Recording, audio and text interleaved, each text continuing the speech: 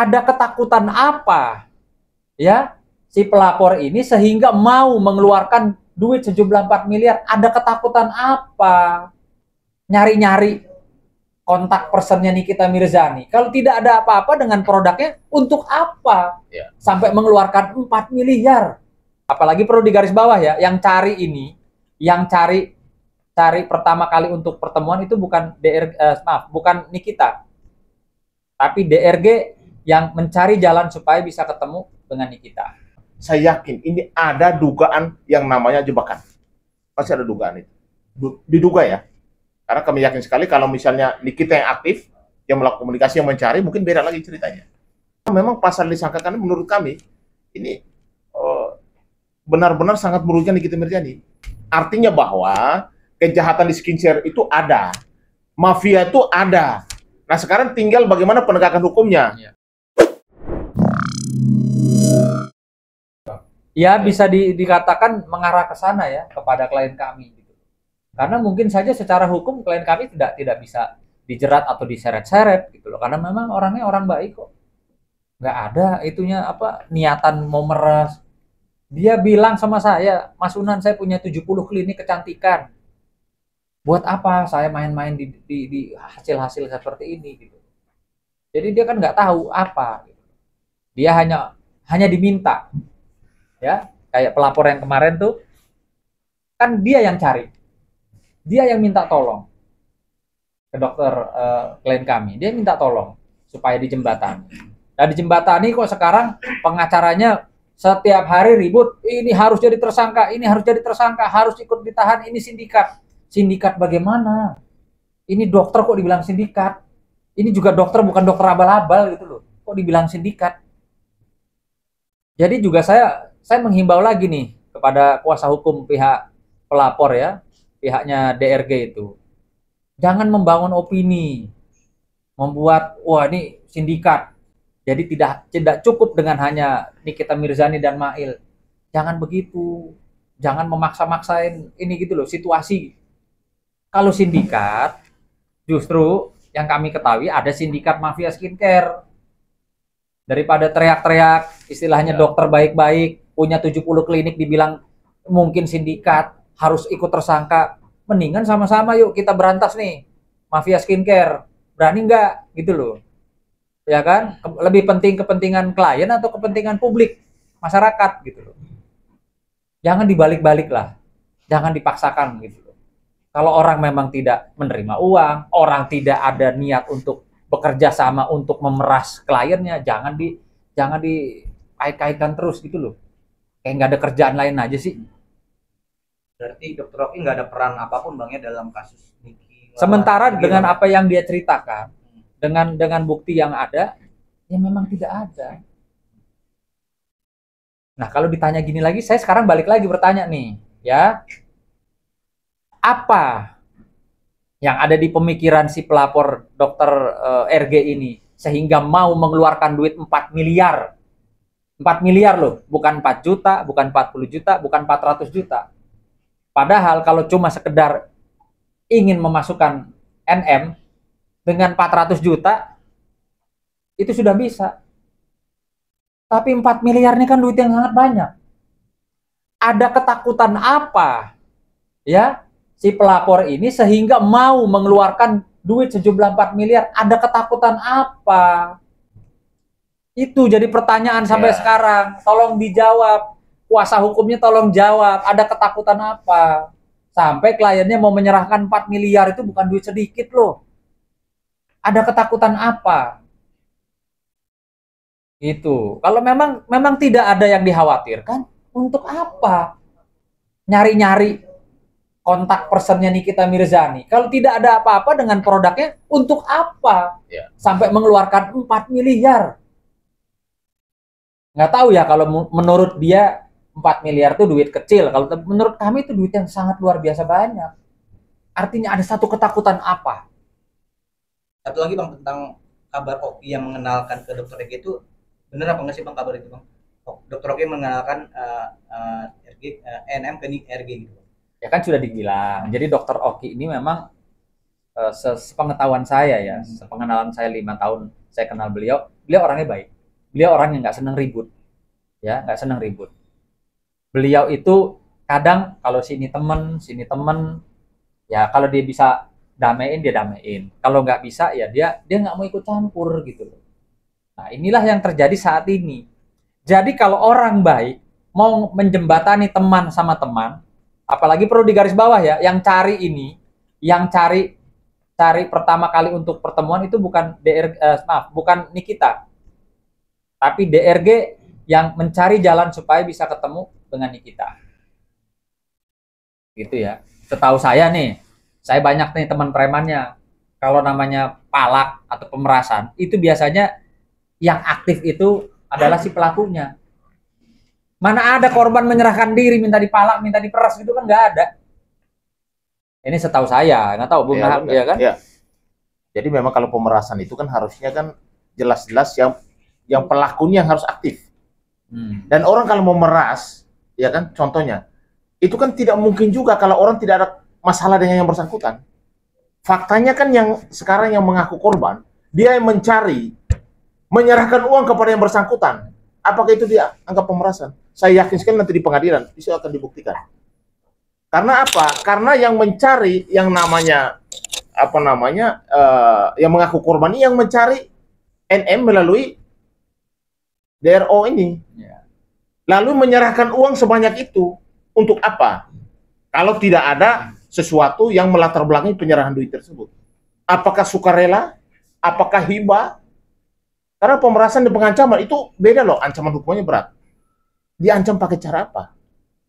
Menurut saya ini perlu dibuktikan. Saya yakin sekali nanti di pengadilan bisa berbalik ini urusan. Kenapa? Karena memang pasal disangkakan menurut kami ini benar-benar sangat merugikan Nikita Mirzani.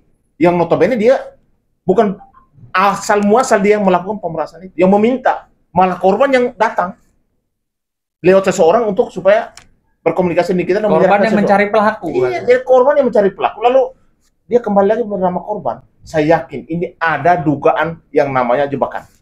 Pasti ada dugaan itu. Diduga ya. Karena kami yakin sekali kalau misalnya Nikita yang aktif, yang melakukan komunikasi, yang mencari, mungkin beda lagi ceritanya. Tapi apapun itu terjadi, kita harus percayakan bahwa hukum itu harus berproses, dan siapapun itu mau korban mau pelaku, dua-duanya memiliki hak hukum yang sama. Nanti di pengadilan pasti ada pembuktiannya. Siapa yang benar-benar yang merasa dirinya korban atau yang benar di mata hukum. Bang, abang kan bersama tim sudah terlanjur nyemplung di dunia kasus skincare nih bang. Kemarin abang juga datangi Komisi 6 DPR. Ini abang seberapa jauh nih memberantas mafia skincare? Apakah khusus di klien abang ini saja, apa semuanya nih? Karena kan semua juga agak berkaitan bang ya. Gimana bang? Saya pertama sampaikan bahwa Komisi 6 sangat merespon karena ini kan sudah gaduh. Banyak sekali public figure yang urusannya sekarang ini masyarakat banyak korban, menjadi korban daripada skincare. Dan itu hadir kemarin itu. Mereka korban tuh hadir kok. Bahkan produk itu langsung di unboxing di depan. Makanya di unboxing langsung. Produk mana itu sudah dijelaskan dalam dokter dan dokter-dokter yang berada di situ. Artinya bahwa kejahatan di skincare itu ada. Mafia itu ada. Nah, sekarang tinggal bagaimana penegakan hukumnya. Lewat Badan Perlindungan Konsumen, ya. Saat ini juga bekerja keras bersama BP POM, bahkan kemarin diminta untuk bekerjasama dengan Bareskrim dan penegak hukum lainnya untuk memberantas yang namanya mafia skincare. Karena diduga ada bahan-bahan yang berbahaya di dalam skincare tersebut sudah beredar kepada masyarakat. Nah, kalau ini dibiarkan, korbannya akan banyak berjatuhan. Sehingga kalau menurut kami akan berdiri bersama masyarakat, bahkan kami akan membantu. Kalau memang ada yang merasa diri korban, silakan laporkan kepada kami, bahkan ke Badan Perlindungan Konsumen Nasional Indonesia. Cukup ya? Walaupun nanti jadi dilaporkan, kira-kira ancamannya berapa tahun bang? Ya, jadi kalau untuk urusan ini, kalau urusan masalah kejahatan tentang skincare, ancaman hukumnya kurang lebih 5 tahun. 5 tahun dan juga ada denda. Itu miliaran tuh. Untuk Deviana sendiri, ya kalau untuk ini tadi kita sudah jelaskan lah, ya, sudah jelaskan. Terang benderang. Oke? Cukup ya? Rekam. Terus ada teman-teman. Ini terkait dengan DRG ya? Hah?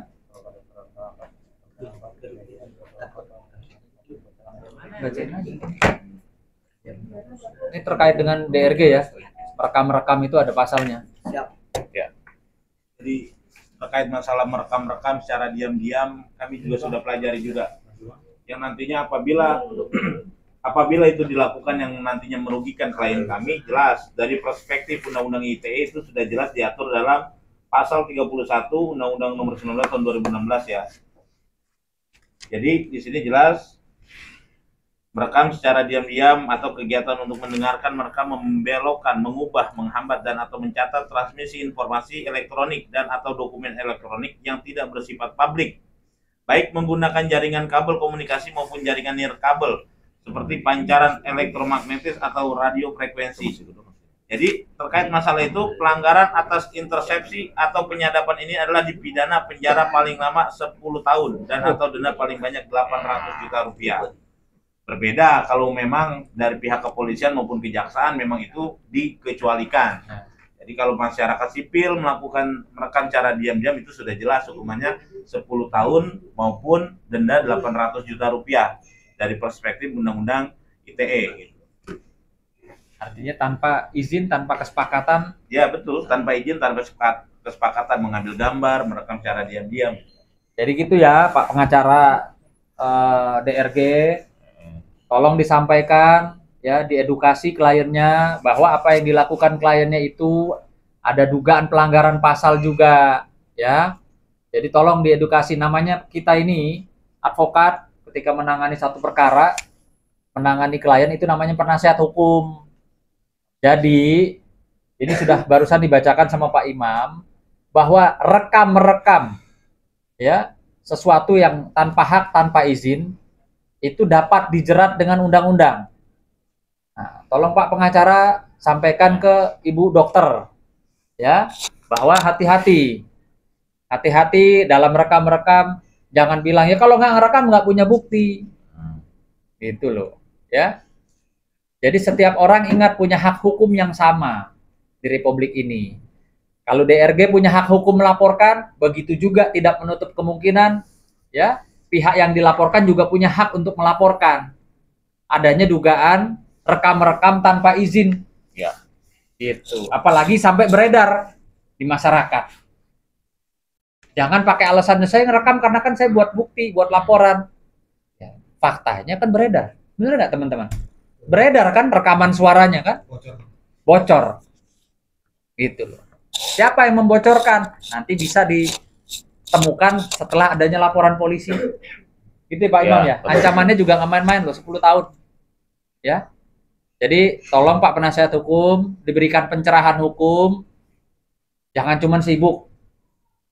Ini harus ada tersangka lain, ini sindikat, jangan hanya sibuk itu. Jaga juga kliennya. Hati-hati, ini belum ada yang laporin aja nih, ya kan? Kalau saya sebentar dikasih kuasa untuk laporin, pasti saya laporin tentang rekam-rekam ini. Harus. Ya, oke? Ya, jadi saya juga terakhir ini kepada teman-teman pengacara dari pihak sebelah, jangan suka mengancam-ngancam, suka mendesak pihak kepolisian. Kita ini penasihat hukum, menasihati klien.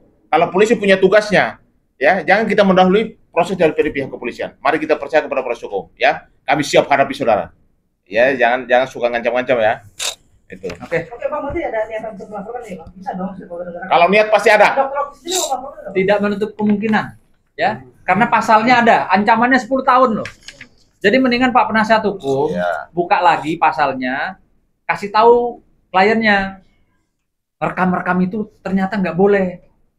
Rekam-rekam itu ternyata ada ancaman hukumannya 10 tahun loh undang-undangnya. Gitu.